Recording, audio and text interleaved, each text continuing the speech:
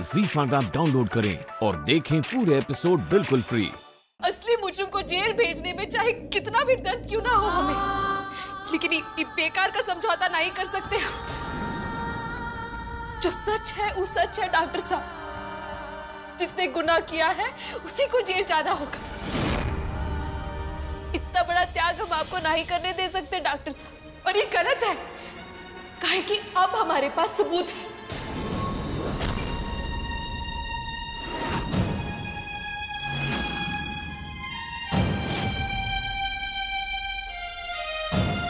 Matter को खत्म करने का टेम आ गया है डॉक्टर साहब। क्या कहा आपने? सबूत? नहीं रानी, आप ऐसा कुछ नहीं करेंगे। हम मजबूर है डॉक्टर साहब, हमें ये करना होगा। मना कर रहा हूं ना मैं आपको। रानी प्लीज प्लीज पीछे हट जाइए। अगर आप पीछे हट गए तो फिर आपके हाथों पर हथकड़ी लग जाएगी डॉक्टर साहब, और ये हम नहीं होने दे सकते। जिसने गुनाह किया है सजा उसी को होनी चाहिए, यही नियम है और यही इंसाफ है। अरे बाहर बजा आपके नियम, बाहर बजा इंसाफ। चाहे कुछ भी हो जाए रानी, वो जेल नहीं जा सकती, नहीं जा सकती वो जेल।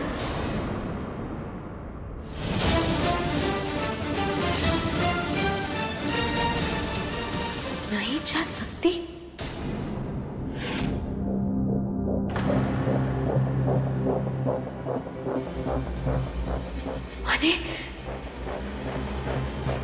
अरे देवर जी मुजरिम ना है। ये घर में कोनो औरत है जिसने वो एक्सीडेंट किया।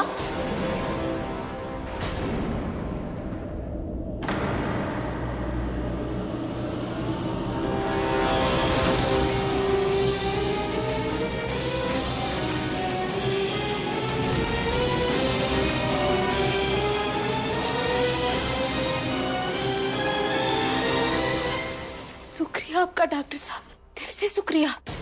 अने हम बुड़बक ना जाने कौन अलग पटरी पर ही चल रहे थे, पर अनजाने में ही सही आपने हमारी मदद कर दी, सही रास्ता दिखा दिया हमें।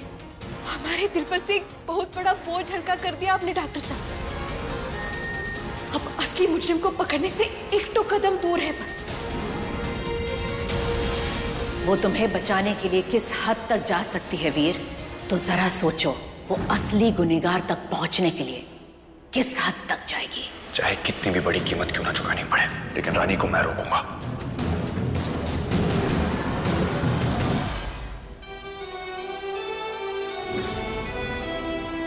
ये एक कदम की दूरी आपको तय करने नहीं दे सकता मैं रानी। कहीं नहीं जाएंगी आप। अगर हम लोगों की बात मानने वालों में से होते तो बलिया से कभी बाहर नहीं आ सकते थे डॉक्टर साहब। आप हमें नहीं रोक सकते।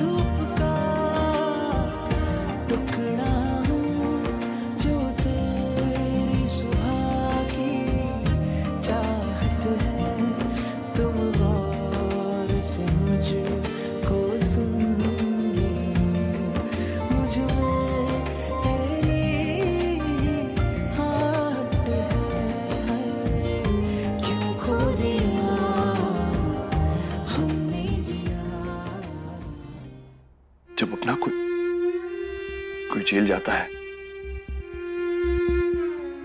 तो उसका दुख क्या होता है ये आप जानती हैं रानी। क्यों देना चाहती है आप मुझे वो दुख, वो तकलीफ? कहा ना मैंने आपसे, कमजोर हूं मैं, नहीं है ताकत मुझ में झेलने की। उन्हें जेल जाते हुए नहीं देख सकता मैं रानी। आप आपके बाबूजी जब जेल गए थे, आपको याद है क्या हालत हुई थी आपकी?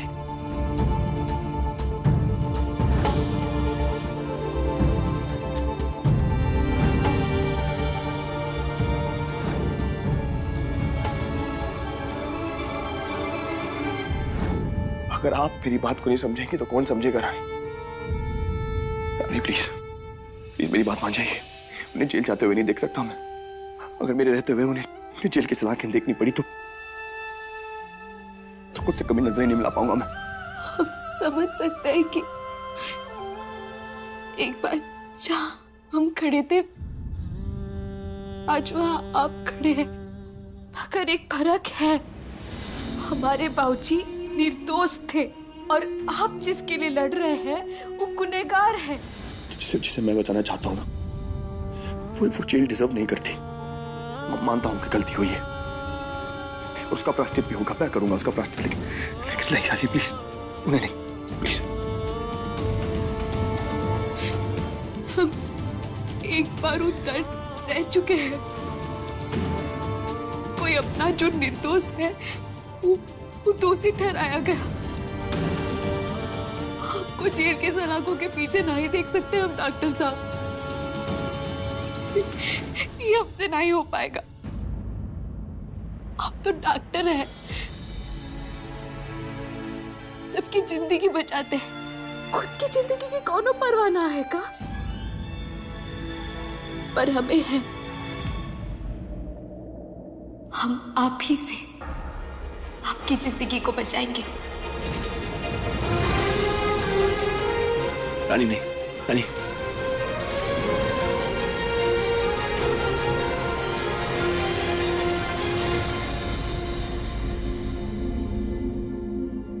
भाभी साहब, अरे मैं आप ही को ढूंढ रहा था। आप कहां चली जाती हैं इसे बिना बताए? देखिए दिल का दौरा उम्र देख के नहीं आता है, डर जाता हूं मैं। गुस्से में बिल्कुल सूरती की तरह नाक चढ़ा लेते हैं आप मुझे एक भैंस से कंपेयर कर रही है। चलिए ये भी ठीक है, कम से कम आपकी खास तो है सूरती देवी। सबसे खास है, बिल्कुल आप ही की तरह। क्या बात है भाभी साहब, तो इमोशनल हो रही हैं?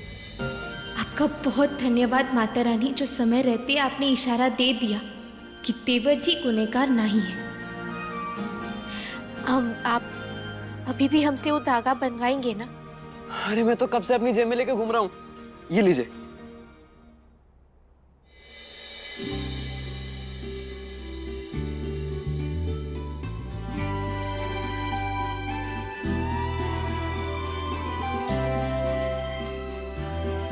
आप सिर्फ हमारे देवर ही नहीं, हमारे भाई भी हैं।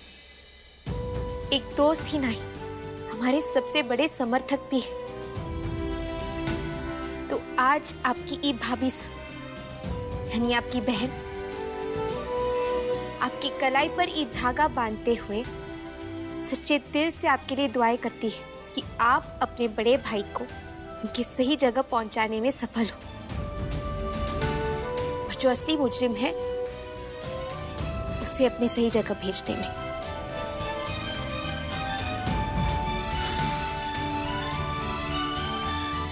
आज तो कुछ ज्यादा इमोशनल हो गए हैं भाभी साहब।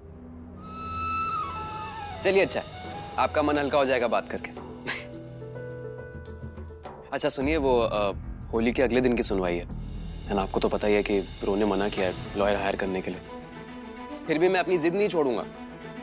आप हो, मैं हूं, भंडारी सर है, हम सब मिलकर लड़ेंगे और जीतेंगे भी, और असली गुनहगार जाएगा जेल के अंदर। बाय द वे आपको पता है इस बार मैंने क्या किया? क्या किया? देखिए क्या है ना, ये मेरा पहला केस है, वो भी ब्रो को बचाने का। तो बहुत टेंशन होती है, बहुत घबराहट होती है। तो अब जब भी बहुत टेंशन, बहुत घबराहट होती है ना, तो मैं अपना दाहिना हाथ उठाकर 45 डिग्री के एंगल पर घुमाकर अपने दिल पर रखता हूं और कहता हूं क्या? अपना डैम भी आएगा। ट्रस्ट मी भाभी साहब, आपका देवर लक्ष्मण की तरह अपने राम समान भाई का वनवास जल्द से जल्द खत्म कर देगा। हम भी यही चाहते हैं देवर जी। माता रानी की दुआ से हमें पता लग गया कि आप गुनहगार नहीं हैं, कोई और है। अब बस आप अपने भाई होने का धर्म निभाइए और हम एक पत्नी होने का धर्म निभाते हैं। भाभी साहब, अब मैं केस की तैयारी कर लेता हूँ, ठीक है? एंड धागे के लिए thank you. ZEE5 app download करें और देखें सारे एपिसोड्स बिल्कुल फ्री।